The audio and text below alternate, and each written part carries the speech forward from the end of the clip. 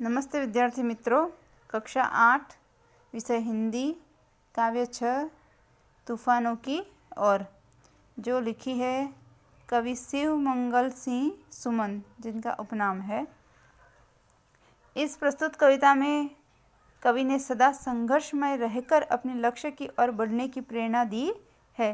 किस तरह आग में रहकर सोना निखरता है, उसी तरह बाधाएं हमें जीने की नई राह दिखाती है तथा आगे बढ़ने के लिए हमारे इरादों को मजबूत बनाती है।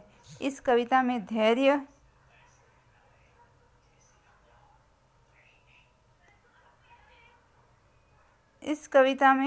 धैर्य, गतिशीलता, साहस और संघर्षरत रहना जैसे मूल्य उजागर किए गए हैं।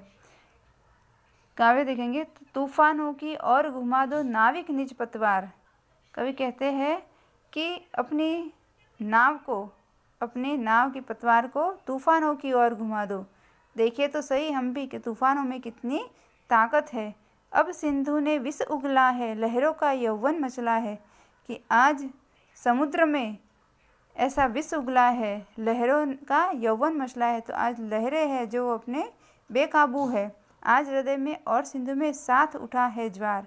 और हृदय में और सिंधु में यानी समुद्र में एक साथ उफान मचा है। तूफानों की ओर घुमा दो नाविक निज पतवार। कि तूफानों की ओर अपनी नाव को मोड़ दो। लहरों के स्वर में कुछ बोलो, इस अंगड़ में साहस तोलो। कभी कभी मिलता जीवन में तूफानों का प्यार है। कहते हैं कि लहरों के स्वर में हम बोले, जिस तरह लहरें ये उफान मचा रही है, जिस तरह लहरें ये उछल रही है, उसी अंदाज में हम भी आगे बढ़ते जाए और हमें अपने साहस के साथ आगे बढ़ते रहना है। कभी कभी जीवन में तूफानों का प्यार भी मिलता रहता है, कभी कभी जीवन में उतार चढ़ाव भी आते रहते हैं। तूफानों की ओर घुमा दो नाविक निज पतवार। कवि कहते हैं कि हमारे नाव को तूफानों की ओर घुमा दो।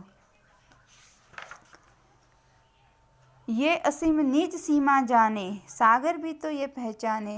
कहते हैं कि मानव भी अपनी सीमा जानता है, ये भी तो उसकी सीमा जान सके। कि सागर भी तो ये पहचाने कि मिट्टी के पुतले मानव ने कभी न मानी हार। कि इस मिट्टी के बने पुतले मानव ने कभी हार नहीं मानी है।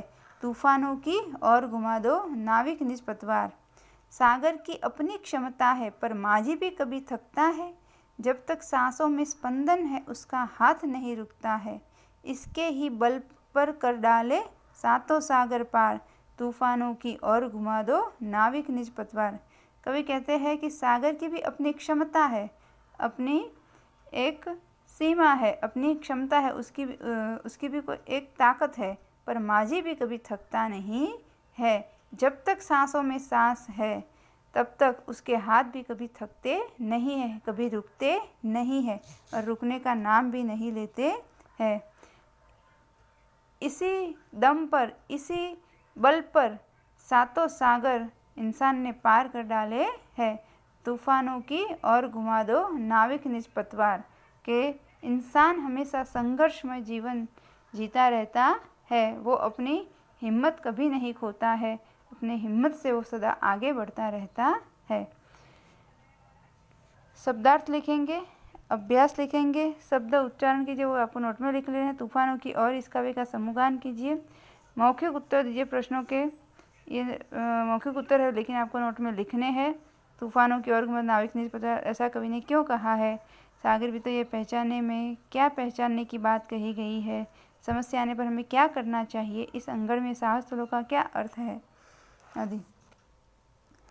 प्रश्न 4, इस कविता को पढ़कर इसके नीचे दिए गए प्रश्न के उत्तर दीजिए। किताबें कुछ कहना चाहती है, किताबों में चिड़िया चहचहाती है, किताबों में खेतियाँ लहलहाती है, किताबों में झरने गुनगुनाते हैं, परियों के किस्से सुनाती है, किताबों में रॉकेट का राज है, किताबों में साइंस की आवाज़ है, किताबों का कितना बड़ा संसार है, किताबों में ज्ञान की भरमार है। क्या तुम इस संसार में नहीं जाना चाहोगे? किताबें कुछ कहना चाहती है, तुम्हारे पास रहना चाहती है। प्रश्न के विकल्प दिए गए हैं। तो किताबों में कौन चहचहाता है? तो चिड़िया। किताबें किसके किस्से सुनाती है? तो परियों के किस्से, परियां। किताबों में किसके लहलहाने की बात है? तो खेतिया। नीचे दिए हुए शब्दों का वाक्य में प्रयोग कीजिए। परिया, किस्सा, संसार, भरमार। तो ये संसार बहुत ही सुंदर है।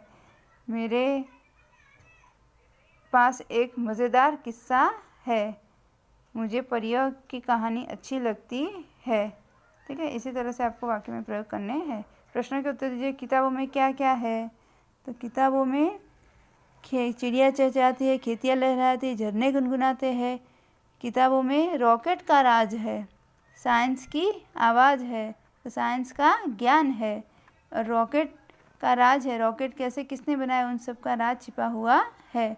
किताबों में बहुत बड़ा संसार छिपा हुआ है और ज्ञान की भरमार भरी हुई है। हमें किताबें क्यों पढ़नी चाहिए? तो हमें किताबें अपना ज्ञान बढ़ाने के लिए पढ़नी चाहिए। इस काव्य का उचित शीर्षक दीजिए। तो किताबों का महत्व, पुस्तक का महत्व हम दे सकते हैं।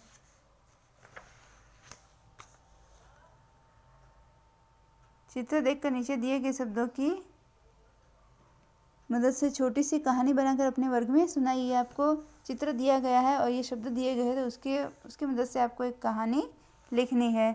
आपके गांव में बाढ़ आए तब उस समय आप क्या करोगे? गांव छोड़कर चले जाएंगे या गांव वालों की मदद करेंगे? अपने विचार कारण सहित बताइए। अपने विचार यहाँ पर लिखने हैं। रेखांकित शब्दों के विशेषण बनाइए, उनका वाक्य में प्रयोग कीजिए।